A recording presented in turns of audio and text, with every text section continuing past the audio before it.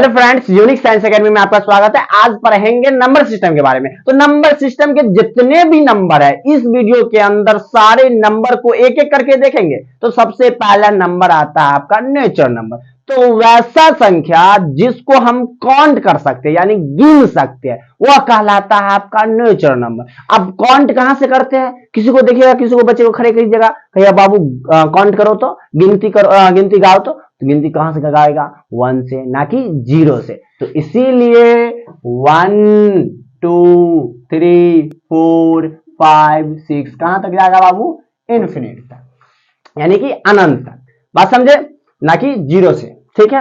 अब देखो बाबू, whole number आता है। होल नंबर को हिंदी में बोलते हैं पूर्ण संख्या, यानी कि वैसा संख्या जो 0 से स्टार्ट होता है वह कहलाता है आपका पूर्ण संख्या।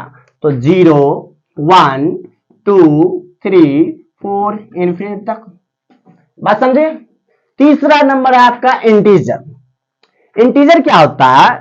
0 से लेके +1 +2 +3 इन्फिनिट तक, और 0 से लेके -1 -2 -3 इन्फिनिट तक।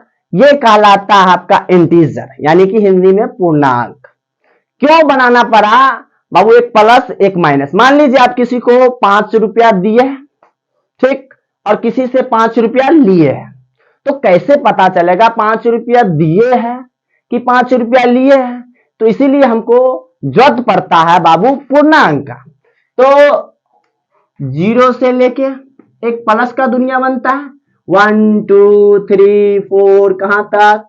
इधर इन्फिनिट तक, और इधर -1 -2 -3 इधर डॉट डॉट डॉट कहां तक? इन्फिनिट तक। चौथा नंबर आता है बाबू आपका इवन नंबर। इवन नंबर बहुत इजी है।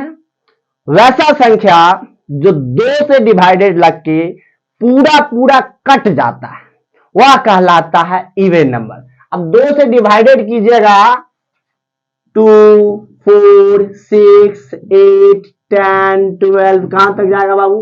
इन्फिनिट तक जाएगा। ठीक है। तो आगे देखेंगे बाबू, आप लोगों को अच्छी तरीके से पता होगा ऑड नंबर के बारे में, यानी कि वैसा संख्या जिसको डिवाइडेड 2 से करने पर पूरा पूरा ना कटे वह कहलाता है आपका odd number. 1 3 5 7 9 dot dot dot infinite तक जाएगा। ठीक है। अब आता है प्राइम नंबर। बाबू एग्जाम में बहुत इंपोर्टेंट है प्राइम नंबर। यहां से बाबू एग्जाम में क्वेश्चन आता ही आता है, तो इसीलिए इसको बढ़िया से समझेंगे एकदम। ठीक है। तो प्राइम नंबर क्या होता है आपका?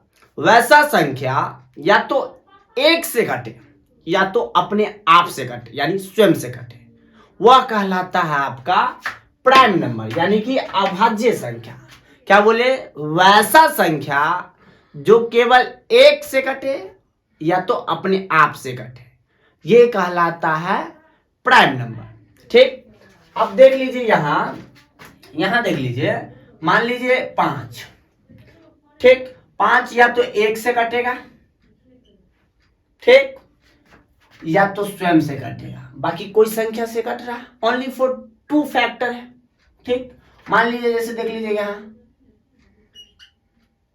23, या तो 1 से कट रहा है या तो अपने आप से कट रहा है। बाकी कोई संख्या से कट रहा है? नहीं कट रहा। तो ये संख्या आपका प्राइम नंबर है।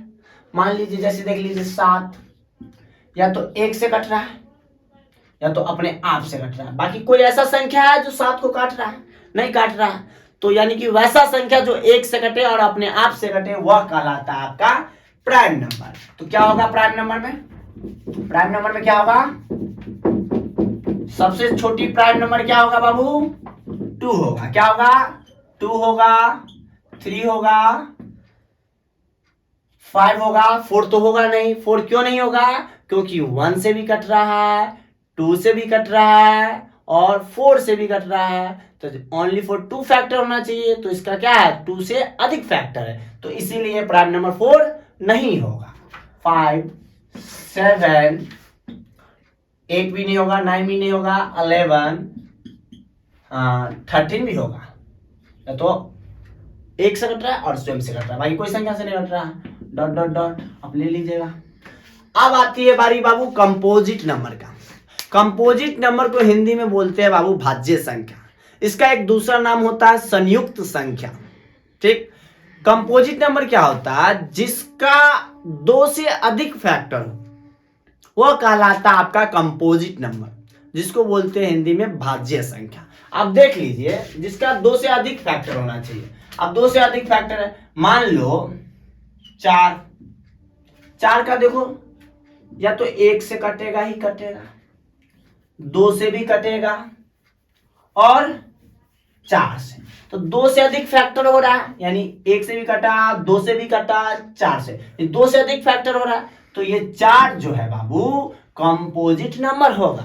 जैसे देख लो 6, 1 से भी बाबू कट रहा है, ठीक, 2 से भी कट रहा है, 3 से भी कट रहा है, 6 से भी कट रहा है, तो 2 से अधिक है, तो ये होगा 6 भी आपका क्या होगा?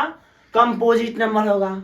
अब देख लीजिए 10 देखो बाबू, 1 से भी कटेगा, 2 से भी कटेगा, 5 से भी कटेगा और 10 से भी कटेगा। यानी कि 10 क्या है?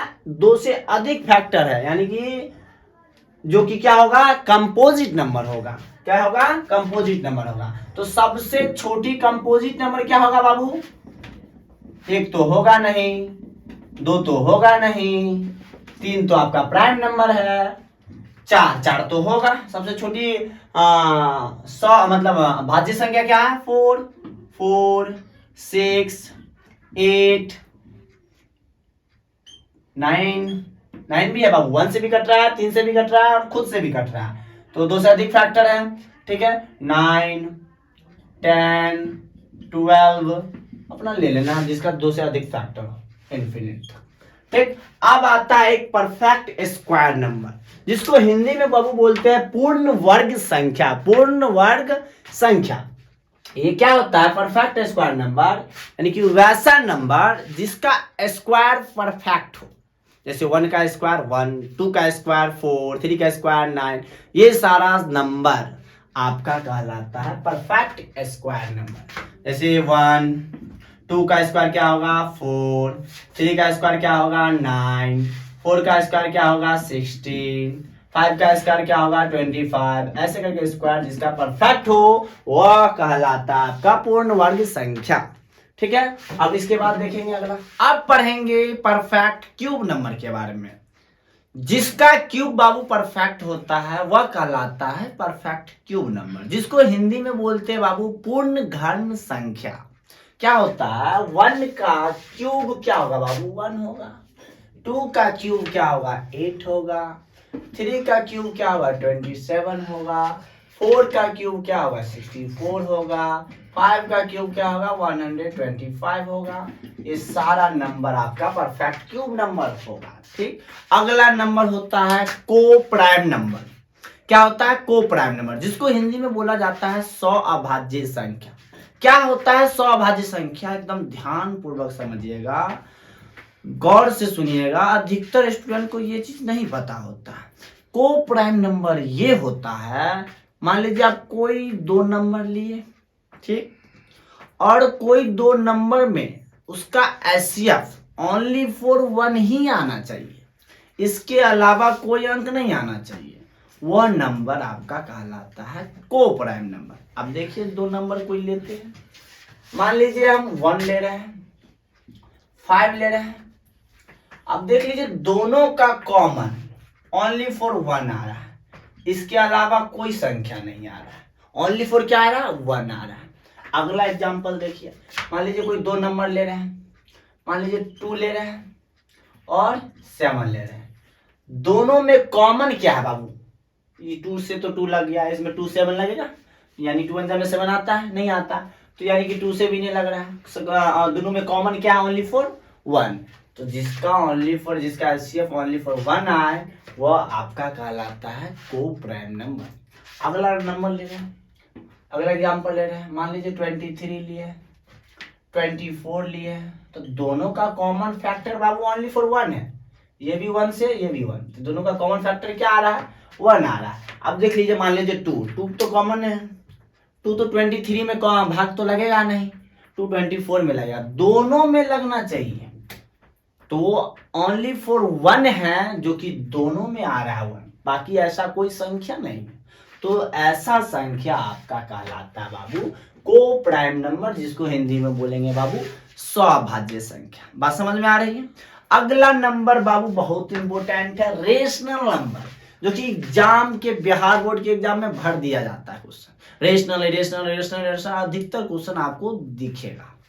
रेशनल नंबर क्या होता है बाबू? वैसा संख्या जिसको आप बट्टा के रूप में देखिएगा, सारा नंबर आपका कहलाएगा रेशनल नंबर, जिसको हिंदी में बोलेंगे बाबू परिमेय संख्या। यानी कि जो पी वाई क्यू के रूप में हो, यानी बट्टा में हो, यानी कि पी वाई क्यू का रूप में हो, वह कहलाता है आपका रेशनल नंबर। लेकिन एक बात ध्यान रखिएगा, क्यू का मान कभी भी 0 नहीं होना चाहिए। यदि आपका क्यू का मान नीचे में 0 अगर दिख जाता है तो बाबू वह रेशनल नंबर नहीं होगा। बात समझ में आ रहा है। अब एग्जाम्पल देखिए इसका, 2 बाबू 2 आपका रेशनल नंबर है, नहीं कुछ है तो बाबू नीचे में 1 है, तो ये तो बट्टा में दिख गया। जब ये बट्टा में दिख गया तो आंख मूंद के कह दो बाबू रेशनल नंबर है।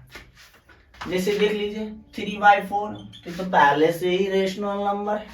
जैसे देख लो 0 ऊपर है और 2, ये भी बाबू बट्टा में दिख रहा है, रेशनल नंबर है। एक बात ध्यान रखना बाबू, नीचे में क्यू का मान में 0 नहीं होना चाहिए। यदि क्यू का मान 0 दिखे तो वो रेशनल नंबर नहीं होगा। बात समझ में आई। तो ये भी रेशनल नंबर है। 4/6 ये भी आपका रेशनल नंबर है। ठीक, 2/0 रेशनल नंबर क्या ये है?